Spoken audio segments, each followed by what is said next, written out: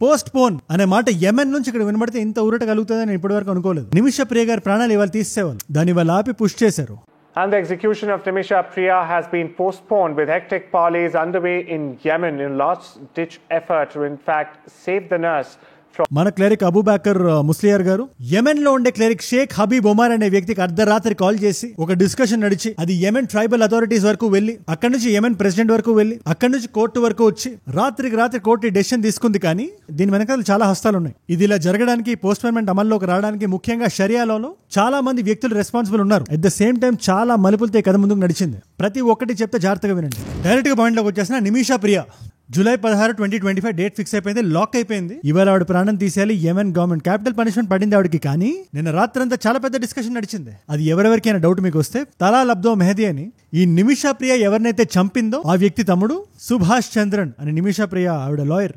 తర్వాత సేవ్ నిమిషా ప్రియ action council అని ఇది 2020లో పెట్టారు బ్లడ్ మనీని కలెక్ట్ చేయడానికి. అందులోంచి శామ్యూల్ జిరోమ్ భాస్కరన్ గారు, అబూబకర్ ముస్లియార్ గారు అని ఆయన గ్రాండ్ ముఫ్తీ ఆఫ్ ఇండియా ఆయన, వీళ్ళందరూ కలిసి కూర్చొని మాట్లాడి యెమెన్ గవర్నమెంట్ ఆధ్వర్యంలో లేదు ఈవిడకి పడిన డేట్ ఏదైతే ఉందో అది ఇవాళ, దాన్ని పోస్ట్పోన్ చేద్దాం. ఆ డేట్ ఇంకా ఫిక్స్ చేయలేదు, ఈవిడ శిక్షను క్యాన్సిల్ కూడా చేయలేదు. బట్ ఇక్కడ మీరు గుర్తించాల్సిన విషయం ఒకటి ఉంది. మన ఇండియన్ గవర్నమెంట్ యెమెన్ ని రూల్ చేస్తున్న హుతీని రికగ్నైజ్ చేయలేదు యుఎన్ లాగే. అందుకని డైరెక్ట్ ఇంటరాక్షన్ జరిగే ఆస్కారం లేదు. మరి అలాంటి దేశంలో మన భారతదేశానికి సంబంధించిన వ్యక్తి ఒకరు ఉన్నారు. ఆవిడని ఎలా తీసుకొచ్చారు, ఈ పోస్ట్ పోన్మెంట్ ఎలా జరిగింది అనే విషయాన్ని ఇవాళ డిస్కస్ చేద్దాం. నేను మాట్లాడుతుండగానే మీకు చాలా డౌట్లు వచ్చి ఉంటాయి. అసలు ఈ బ్లడ్ మనీ అంటే ఏంటి, సేవ్ నిమిషా ఫౌండేషన్ ఏంటి, ఈవిడ వెనకాల ఉండే కథ ఏంటి, ఈవిడ ఎక్కడో యెమెన్ జైల్లో ఎందుకున్నారు, దీని మీద ఆల్రెడీ ఒక వీడియో చేశాను నేను. ఐ థింక్ ఒక 4-5 months బ్యాక్. దాంట్లోనే మన అందరం కలిసి వాయిస్ రేస్ చేయాలని, దేశం మీద ఒక ప్రెషర్ పెట్టాల్సిన అవసరం ఉందని చెప్పా. తెలియాలనే వీడియో నేను చేస్తున్నా. రేపు పొద్దున్న అమ్మాయి చనిపోయిన తర్వాత ఖచ్చితంగా దీని మీద సినిమా వస్తుంది. ఆ సినిమాకి ఎన్ని అవార్డులు ఇస్తారు, ఆ సినిమా కలెక్షన్లు ఇస్తారు, అన్ని చేస్తారు. కానీ జరగక ముందే ఒకసారి చెప్తే ఇలాంటిది ఒకటి జరుగుతుంది అని చెప్పి మన వాయిస్ కూడా ఆ కలెక్టివ్ వాయిస్ లో యాడ్ అవుతుంది అని ఒక చిన్న నమ్మకంతో అంతే. అమ్మాయి చేసిన తప్పేంటి? అందుకని ఇవాళ ఈ కీ డెసిషన్ తీసుకోవడానికి ఇండియన్ గవర్నమెంట్ హ్యాండ్ ఎంత ఉంది, ఈ బయట ఎన్జిఓస్ హ్యాండ్ ఎంత ఉంది అని డిస్కస్ చేద్దాం. మీ అందరికీ క్లియర్ గా ఎక్స్ప్లెయిన్ చేస్తాను నేను. ఏవేవైతే డౌట్స్ మీ మైండ్ లో ఇప్పుడు ఉన్నాయో ప్రతి ఒక్కటి ఈ వీడియో ఎండ్ అయ్యే లోపల మీకు అర్థం అవుతుంది. అండ్ అన్నిటికన్నా ఇంపార్టెంట్ గా సుప్రీం కోర్టులో మన మినిస్ట్రీ ఆఫ్ ఎక్స్టర్నల్ అఫైర్స్ ఒక మాట ఉంది, మేమైనా ఎంతవరకు లాగలుగుతాం, వాళ్ళు షరియా లాన్ అప్లై చేస్తున్నారు అక్కడ, మా చేతులు కట్టేసినట్టు అయిపోయిందని మీనింగ్ వచ్చినట్టు మాట్లాడారు. అలా ఎందుకు అనాల్సి వచ్చింది, ఆ కేసు ఎంత కాంప్లికేటెడ్ గా ఎలా అయింది అనే విషయాన్ని మీరు తెలుసుకోవాలి. Let us talk about the law and order. And ఇలాంటి ఇంపార్టెంట్ టాపిక్స్ మీద నా నుంచి మీకు డైలీ ఒక వీడియో వస్తుంది, ఎవ్రీ సింగిల్ డే. లోకల్ గా మన చుట్టూ జరిగే ఇష్యూల నుంచి ఇంటర్నేషనల్ ఇష్యూల వరకు మన జీవితాన్ని మార్చే ఏ టాపిక్ మీదైనా నా వాయిస్ రైజ్ అవుతుంది. మీలో చాలా మంది చూస్తున్నారు, ఒక నాలెడ్జ్ పిల్ల కన్స్యూమ్ చేస్తున్నారు. దానివల్ల ఎంత మంది కొత్త వాళ్ళకి రీచ్ అవుతుందో తెలుసా? అలాంటి కొత్త వాళ్ళు మీరు ఒకళ్ళు ఉంటే, నేను వీడియో పెట్టుకొని మీ దాకా రావాలంటే మీరు ఏం చేయాలి, కింద కనబడే సబ్స్క్రైబ్ బటన్ నొక్కి పెట్టేసుకోండి. డన్. ముందుగా కేసు గురించి ఏ మాత్రం తెలియని వాళ్ళ కోసం చిన్న సమరీ ఇచ్చేస్తాం. It's very simple. ఆల్రెడీ నేను ఈ వీడియో మీద మాట్లాడాను, వీడియో చేశాను నేను. బట్ ఆ వీడియో చాలా మంది చూసుంటారు. ఒక 5-6 months బ్యాక్ చేసిన వీడియో ఉంది. నిమిషా ప్రియ అనే వ్యక్తి 1989లో పుట్టారు. ఆవిడ కేరళలో. ఆవిడంత బ్రైట్ స్టూడెంట్ ఏం కాదు, కానీ నేను జీవితంలో కష్టపడాలి, డబ్బులు సంపాదించాలి, నా ఫ్యామిలీని నేను చూసుకోవాలనే థాట్ ప్రాసెస్ లో ఆవిడ యెమెన్ వెళ్ళారు. ఆవిడ కేరళలో ఉండేవాళ్ళు మిడిల్ ఈస్ట్ కి వెళ్ళి సెటిల్ అవడం కొత్త విషయం కాదు అది. అలాగే 2008లో మూవ్ అయ్యారు. ఏదో నర్సింగ్ కోర్స్ అది చేయడం వల్ల అక్కడ నర్స్ జాబ్ తెచ్చుకున్నారు. ఒక 6 years వరకు అక్కడ పనిచేశారు. కానీ మధ్యలో ఆవిడ ఇండియాకి రావడం, ఇక్కడ ఒక వ్యక్తిని పెళ్లి చేసుకోవడం, ఆయన ఇక్కడ ఆటో డ్రైవర్ అవడం, ఆయన్ని కూడా అక్కడ పట్టుకెళ్ళిపోవడం, అక్కడ ఆయనకి సరైన పని దొరకపోవడం, అక్కడ ఒక బిడ్డ పుట్టడం, ఆ బిడ్డను చూసుకోవడం కష్టం అవడం, తద్వారా బిడ్డ ఖర్చుకి ఇండియానే బెటర్ అనిపించడం, వెనక్కి వచ్చేయడం, ఇదంతా చకచక జరిగిపోయింది. ఈ గ్యాప్ మధ్యలో ఇక్కడ ఆవిడ హస్బెండ్ పేరు టామీ థామస్, గుర్తుపెట్టుకోండి. 2014లో ఆవిడ కీ డెసిషన్ తీసుకుంది. ఎంతకాలం ఒక వ్యక్తి కింద మనం పనిచేస్తాం, ఆవిడ అక్కడ నర్స్ లా పనిచేసేవాళ్ళు ఒక హాస్పిటల్లో. ఆ డాక్టర్ పేరు అబ్దుల్ లతీర్. లేదు మనకి పేషెంట్లు ఎవరైతే లోపలికి వస్తున్నారో వాళ్ళు నాతో ఫ్రెండ్లీగా ఉన్నారు, ఇక్కడ కానీ నేను కానీ ఒక హాస్పిటల్ పెడితే ఖచ్చితంగా మంచి రెవెన్యూ నేను సంపాదించవచ్చు, ఇన్ పేషెంట్లు గట్రా చాలా బలంగా ఉంటారు అనే ఒక థాట్ లో హాస్పిటల్ పెడదాం అనుకుంది. కానీ ఒక యెమెన్ కి సంబంధించిన నేషనల్ పార్ట్నర్ అయితే గానీ అలాంటి స్టెప్ మనం తీసుకొని అక్కడే మనకి తలాల్ కనబడ్డాడు. Talal Abdo Mehdi. ఒక బట్టల దుకాణం ఉండేది అదే ఏరియాలో. మాట కలిసి మంచివాడని నమ్మి, పైగా హస్బెండ్ ఇక్కడ ఉన్నప్పుడు కూడా ఆ వ్యక్తితో పరిచయం ఉండడం వల్ల ఈ వ్యక్తిని పార్ట్నర్ చేసుకుందాం అనుకుంది. కానీ మధ్యలో డాక్టర్ ఎంట్రీ, మాట పెరిగి క్లాష్ అయ్యి చివరికి నువ్వు గానీ హాస్పిటల్ పెట్టారంటే ప్రాఫిట్స్ నాకు ఇవ్వాలి, ఆ పార్ట్నర్ నేనే అవ్వాలి అని చెప్పి ఆయనతో పార్ట్నర్షిప్ తో హాస్పిటల్ మొదలు పెట్టింది. చివరికి అంటే హాస్పిటల్ గా చిన్న క్లినిక్ లాంటిది అనుకోండి. ఇప్పుడు ఇక్కడ కథ ఎలా మలుపు తిరిగిందంటే, ఈ తలాల్ అబ్దో మెహదీ అనే వ్యక్తి ఎవడైతే ఉన్నాడో ఈ క్లినిక్ ని బిల్డ్ చేయడంలో, సెటప్ చేయడంలో చాలా హెల్ప్ చేశాడు. జనాలతో మాట్లాడడం నుంచి ఎక్విప్మెంట్ ని తీసుకురావడం వరకు మంచి గుడ్ విల్ వచ్చింది. ఇప్పుడు మధ్యలో ఒకసారి ఇండియాకి వెళ్ళినప్పుడు ఇండియా తీసుకెళ్ళింది దీన్ని. ఆ హస్బెండ్ ఇతన్ని బాగా చూసుకున్నాడు, ఊరంతా తిప్పాడు, ఆ ఫోటోలు బాగా వైరల్ వెళ్ళినాయి. మళ్ళీ వెనక్కి వచ్చాక ఏమైందో ఏమో తెలియదు, కానీ ఈ భారతదేశం నుంచి వచ్చిన ఫ్యామిలీ నన్ను బాగా నమ్మేశారని గ్రహించి వీళ్ళని మోసం చేయడానికి, వీళ్ళ నుంచి డబ్బులు లాగడానికి ఇదే మంచి టైం. అని ఇక్కడ నమ్మేసి 3 విషయాలు బ్యాక్ టు బ్యాక్ చేశాడు ఆయన. ఒకటి, ఆ క్లినిక్ కి సంబంధించిన అంబులెన్స్లు ఏవైతే ఉన్నాయో, ఆ వెహికల్స్ ఏవైతే ఉన్నాయో వాటి రిజిస్ట్రేషన్ నంబర్స్ ఇతని పేరు మీద మార్చేసుకున్నాడు. పేపర్ వర్క్ ఏదైతే ఉందో అందులో ఇద్దరు పేరు ఉంది. నిమిషాకి 67%, అబ్దుల్ లతీర్ అనే డాక్టర్ కి 33%. ఇక్కడ ఈ తలాల్ అనే వ్యక్తి మధ్యలో దూరిపోయి ఆయన పేరు కూడా యాడ్ చేసేసి 33 పార్ట్నర్షిప్ చేశాడు. ఇక్కడ మీరు కంగు తినే విషయం ఏంటంటే ఆయన అలా పర్సెంటేజ్ మార్చేశాడనే విషయం నిమిషాకి అప్పుడు తెలియదు. ఇక మూడోది అంటారా, క్యాషియర్ ని భయపెట్టి బెదిరించి మభ్యపెట్టి ఏదైతే లిక్విడ్ క్యాష్ ఉంటుందో క్లినిక్ లో దాన్ని లాగేసుకునేవాడు. నిమిషా పేరు మీద అనఫిషియల్ మ్యారేజ్ సర్టిఫికేట్ ఒకటి కొట్టించుకొని ఆ ఫోటో ఎక్కడ దొరికింది అంటే నిమిషా భర్తతో ఉండే ఫోటోని తీసుకొని దాన్ని మార్ఫింగ్ చేసేసి ఆ ఫోటోతో మ్యారేజ్ సర్టిఫికేట్ తెచ్చేసుకొని నిమిషా భయపడి అడిగితే యెమెన్ లో నువ్వు ఇలా ఉండాలంటే నీకు మగతోడు ఉండాలి, నాలాంటి వ్యక్తి ఉండాలి, లేకపోతే షరియాలో ఇక్కడ ముంచేస్తారు అని చెప్పి భయపెట్టి మరీ ఆవిడ నొప్పించాడు. ఇంత ఇదిగా ప్లాన్ స్కెచ్ అదంతా వేసిన తర్వాత ఆవిడ్ని రాత్రి పగలు చిత్రవాదులు పెట్టడం మొదలు పెట్టాడు. ఫిజికల్ గా, మెంటల్ గా. అడిగితే కొట్టేవాడు, డబ్బులు అవి లాగేసుకుని జేబులో పెట్టేసేవాడు. ఈవిడ రెంట్ కు ఏరియాలో ఉంటది కదా, ఆ ఇంటికి ఫ్రెండ్స్ ని పట్టుకొచ్చి రాత్రంతా మందు కొట్టి అసభ్యకరంగా మాట్లాడేవాడు. నేను నా నోటితో కూడా చెప్పాను కానీ అలాంటి విషయాలు చేయమని అడిగేవాడు. పాప ఆవిడ ఊరుగా ఊర్లో, దేశం కాని దేశంలో రాత్రంతా యెమెన్ స్ట్రీట్స్ లో తిరిగేది. యెమెన్, ఇది గుర్తుపెట్టుకోండి, షరియాలో ఉండే అదే యెమెన్. ఆ దేశంలో 35% షియా ముస్లిమ్స్ ఉన్నారు. ముఖ్యంగా సనా అనే ఈ ఊర్లో ఎక్కడైతే ఆవిడ ఉంటున్నారో అక్కడ వీళ్ళ మెజారిటీ ఉండడంతో పాటు షరియా లా ఉంది అక్కడ. సరే, దాన్ని కూడా పక్కన పెట్టండి. ఈవిడ క్లినిక్ వచ్చే జైలర్ ఒక సలహా ఇచ్చాడు ఈవిడికి, అమ్మ మీకు ఇక్కడ డబ్బులు ఇంపార్టెంట్ కాదు, ప్రాణాలు ఇంపార్టెంట్ మీకు ఇక్కడ. ఆ తలాల్ అనే వ్యక్తి మిమ్మల్ని చంపేస్తాడు, మీరు ఆయన భార్య కాబట్టి ఆయన అడిగేవాడు ఉండడు, ముందు ఇక్కడ నుంచి మీరు పారిపోండి అంటే నా దగ్గర పాస్పోర్ట్ లేదండి అని చెప్పింది ఆవిడ. ఇదివరకే ఆవిడ పాస్పోర్ట్ కూడా లాక్కొని బీరువాల గట్ర పెట్టేసి లాక్ అది వేసాడు. అప్పుడు ఆయన సలహా ఇచ్చాడు, కేటమైన్ అనే కాంపౌండ్ మార్కెట్ లో దొరుకుతుంది, మీకు కూడా తెలుసు కదా, దాన్ని ఆయనలోకి ఇంజెక్ట్ చేయండి. శ్రోత పడిపోయిన తర్వాత ఎక్కడో కట్టేసి నేనే అడుగుతాను, మీరు రావద్దు ఫ్రేమ్ లోకి, నేను ఆయన బెదిరించి అది లొకేషన్ ఎక్కడో కనుక్కుంటాను, మీరు వెళ్ళి పాస్పోర్ట్ తీసుకోండి, ముందు ఇండియాకి వెళ్ళిపోండి, తర్వాత ఇతను వదిలేద్దాం అని చెప్పాడు. సరే, ప్రాణ నష్టం లేదు కదా అని ఆవిడ ఒప్పుకుంది. టకటకా చెప్పేసిన కెటమిన్ ఆవిడ కొనుక్కుంది. ఈవిడ రెంట్కుండే ఏరియాకి మళ్ళీ ఆయన వచ్చాడు, ఇంజెక్ట్ చేసింది, శ్రోతపై పడిపోయాడు. కానీ ఈసారి మళ్ళీ తిరిగి లేవలేదు. అది ఓవర్ డోస్ అవడం వల్ల ఏమో గానీ ఆయన ప్రాణాలు అక్కడే వదిలేశాడు. కింద ఆవిడకు ఫ్రెండ్ ఉంది అక్కడ, ఆవిడ కూడా నర్సే, ఆవిడ పైకి పిలిచింది. ఆవిడ పేరు హనాన్. ఈవిడ భయం చూసి ఆవిడ హెల్ప్ చేద్దాం అనుకుందో ఏమో గానీ ఈవెన్ పక్కన కూర్చోబెట్టి కొంచెం మత్తుమంది ఇచ్చి స్పృహలో లేనప్పుడు ఆయన ముక్కలుగా కట్ చేసి ఎవరిని తలాల్ని ఆ ఇంటి పైన వాటర్ ట్యాంకర్ లో వేసేసి వీళ్ళిద్దరు అక్కడ నుంచి తప్పించుకున్నారు. వాళ్ళ ప్లాన్ ఏంటంటే పాస్పోర్ట్ లేదు కాబట్టి యెమెన్ పైన సౌదీ అరేబియా అని ఉంటుంది, ఆ బార్డర్కి వెళ్ళి పారిపోదాం మనం, దాని తర్వాత దాని పక్కన ఒమాన్ ఉంటుంది, దాని తర్వాత బై వాటర్ వెళ్ళిపోవచ్చు అనే ఒక థాట్ ఖచ్చితంగా ఉండుంటది. కానీ ఆ బార్డర్ దగ్గర పారిపోతుండగా వీళ్ళిద్దరిని పట్టేసుకున్నారు. ఇది 2017 జూలై ఆ టైంలో ఇది ఇద్దరికి జీవిత ఖైదు పడింది. ఆ నెక్స్ట్ ఇయర్ 2018 లో వీడికి క్యాపిటల్ పనిష్మెంట్, అదే కతల్ అంటారు కదా, ప్రాణాన్ని లాగేసుకునే శిక్ష పడింది ఈవిడ మీద. It's very clear. ఆవిడ పాస్పోర్ట్ ఎక్కడ అని వెతికి యెమెన్ ఫోర్సెస్ గానీ చెక్ చేసి ఉంటే సర్నేమ్ దగ్గర ఈ తలాల్ ఈయన హస్బెండ్ కాదు, అది ఫేక్ మ్యారేజ్ సర్టిఫికేట్ అది అని తెలిసిపోయి కేసు కొట్టేసేవాళ్ళు. ఆత్మ సంరక్షణ కోసం ఆయన్ని చంపేసింది కాబట్టి. కానీ ఆవిడకి సరైన లాయర్ ఇవ్వలేదు.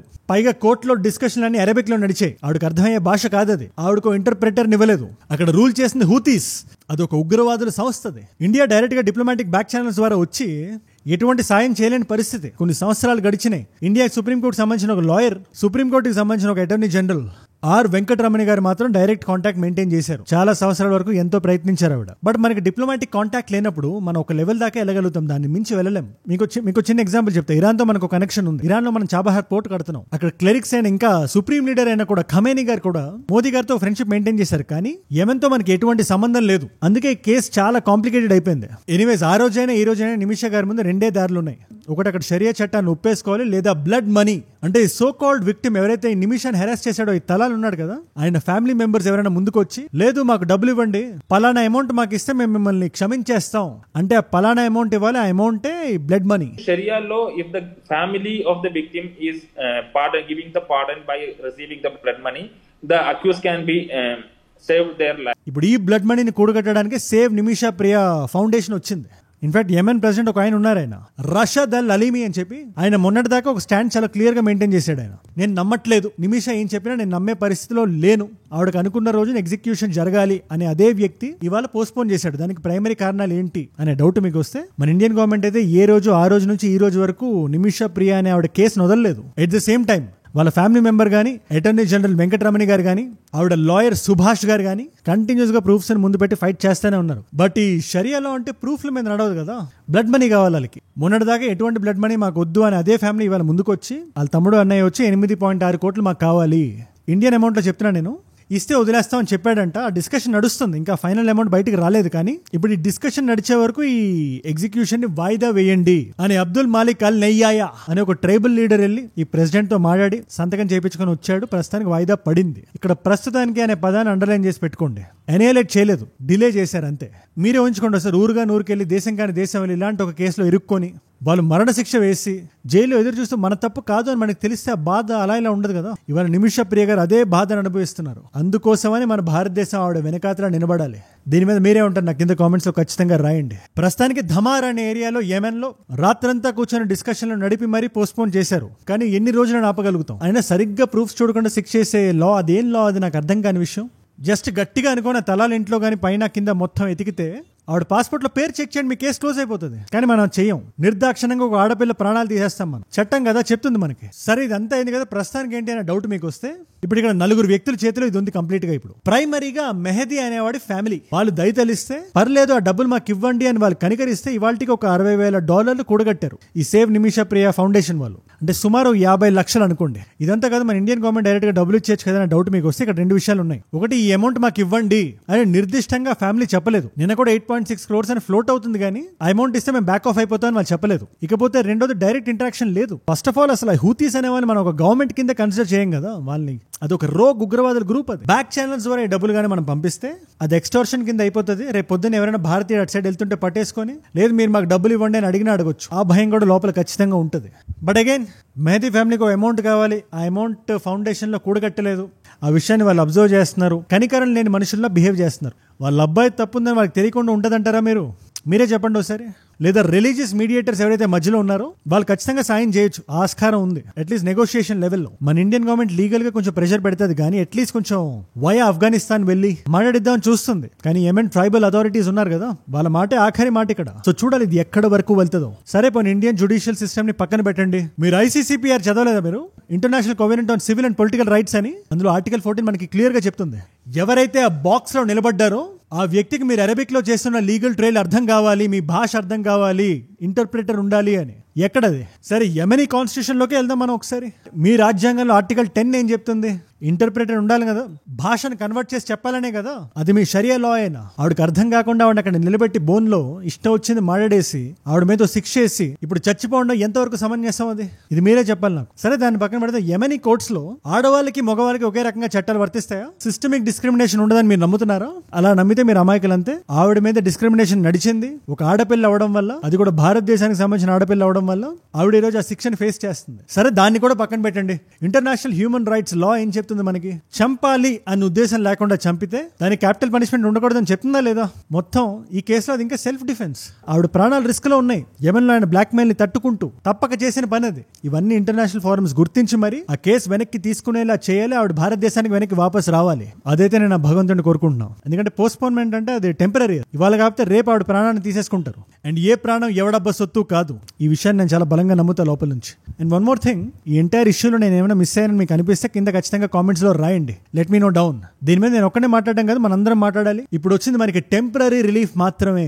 ఆ విషయాన్ని ఇక్కడ గుర్తుపెట్టుకోండి మీరు. And what ever you feel, కింద కామెంట్స్ ఆర్ దేర్. ఒక డిస్కషన్ ఫోరం లో పెడదాం దీన్ని. మన వాయిస్ ఒక 0.00001% ఉన్నా పర్వాలేదు, బట్ ఉండాలి. ఇవాళ మల్టిపుల్ చాయిస్ క్వశ్చన్ మీకు, ఏ ఇస్లామిక్ లీగల్ ప్రిన్సిపల్ కింద పలానా వ్యక్తి చనిపోతే మాకింత డబ్బు ఇస్తే మేము మిమ్మల్ని వదిలేస్తాం అని బ్లడ్ మనీ అడిగే హక్కు ఆ ఫ్యామిలీకి ఉంది? జాగ్రత్తగా వినండి. ఏ ప్రిన్సిపల్ కింద? ఆప్షన్ ఏ ఇస్ తాజిర్, ఆప్షన్ బి ఇస్ హుదాద్, ఆప్షన్ సి ఇస్ కిసాస్, ఆప్షన్ డి ఇస్ ఇస్తేహ్సాన్. కింద కామెంట్స్ రాయండి. తెలుసుకుందాం అనుకుంటే ఇన్స్టాగ్రామ్కి వచ్చేసేయండి. అజయ్ ఫ్రమ్ ఏజుడ్ అని ఉంటుంది. మీరు జస్ట్ అజయ్ ఫ్రమ్ అని రాస్తా ఉండండి, పక్కన వచ్చేస్తుంది ఫుల్ గా టిక్ మార్క్ ఉంటుంది. It's a verified profile. అక్కడ ఇలాంటి క్వశ్చన్స్ కి నాకు ఆన్సర్ ఇద్దాం అనుకున్నా, ఇలాంటి వీడియో ఐడియా టాపిక్స్ ఇద్దాం అనుకున్నా, లేటెస్ట్ అప్డేట్స్ స్టోరీస్ లో చూద్దాం అనుకున్నా. It's a great place. ఈ క్వశ్చన్ కి ఆన్సర్ కూడా అక్కడ ఉంటే, ఒకవేళ అక్కడ లేకపోయినా ఏజుడ్ రీల్స్ అని ఉంటుంది మన పేజ్, అది మన టీం నడుపుతుంది చెప్పేస్తా. అండ్ బై ద వే ఏజుడ్ గ్లోబల్ అని మన ఇంగ్లీష్ పేజ్, అది మీ నాన్ తెలుగు ఫ్రెండ్స్ కి లేదా ఇదే కాంటెంట్ మీరు ఇంగ్లీష్ లో కన్స్యూమ్ చేద్దాం అనుకున్నా, it's a great channel. Do support. There is exciting content ahead. And మీరు ఇక్కడ దాకా నా వీడియోలో వచ్చారంటే నా వీడియోస్ మిమ్మల్ని ఆకట్టుకుంటున్నాయి, ఒక వాల్యూ పొందుతున్నారు. Thank you so much for that. మీరు ఇస్తున్న వాచ్ టైం, మీ రిటెన్షన్ ఏదైతే ఉందో కొండంత బలాన్ని, ధైర్యాన్ని, అండనే ఇస్తుంది నాకు. మీరే నా ప్రేరణ. You are my inspiration. రోజు ఇలా నిర్మోహమాటంగా నిర్భయంగా మాట్లాడడానికి. ఖచ్చితంగా రోజు ఎట్టి పరిస్థితుల్లో మన వీడియో ఒకటి వస్తుంది. ఆ వీడియోని మీరు మిస్ అవ్వకుండా చూడాలి అని మీరు అనుకుంటే కింద కనబడే సబ్స్క్రైబ్ బటన్ నొక్కి పెట్టేసుకోండి. డన్. మీకోసం 2 కాంప్లిమెంటరీ వీడియోస్ పెడుతున్నా. ఇదే నిమిష ప్రియ ఇష్యూ గురించి నేను ఒక 5 months బ్యాక్ మాట్లాడా. ఇందులో మళ్ళీ ఎందుకు రిపీట్ చేయడం, చాలా డీటెయిల్స్ నేను రిపీట్ చేయలేదు. అందులో ఇంకా చాలా క్లియర్ గా ఉంటుంది. ఆ వీడియో ఇక్కడ ఉంది, entire story up till this point. లేదు కొంచెం జియో పొలిటికల్ గా ఏదైనా తెలుసుకుందాం అనుకుంటే 500% టారిఫ్ వేస్తాం, ఇది చేస్తాం, అది చేస్తాం అని చెప్పి అమెరికా ఇండియాని బెదిరిస్తుంది. ఆ వీడియో ఇక్కడ ఉంది. నేటో అంతా కలిపి వెస్టర్న్ అలయన్స్ లో ఒకటి అవుతుంది. ఇండియా రష్యన్ ఫ్రెండ్షిప్ ని కట్ చేయడానికి. ఆ వీడియో ఇక్కడ ఉంది. మీకు ఏ వీడియో ఇంట్రెస్ట్ ఉంటే ఆ వీడియోని చూడండి. నేను మళ్ళీ మిమ్మల్ని రేపు కలుస్తా. మనందరం కలిసి పెరగాలి, కలిసి ఎదగాలి. Let us all grow together, let us all rise together, rise above ignorance, rise above arrogance, rise above hate. ఏజుడ్ అంటే మనం. జై హింద్, జై భారత్, జై ఆంజనేయ, ఓం నమః శివాయ.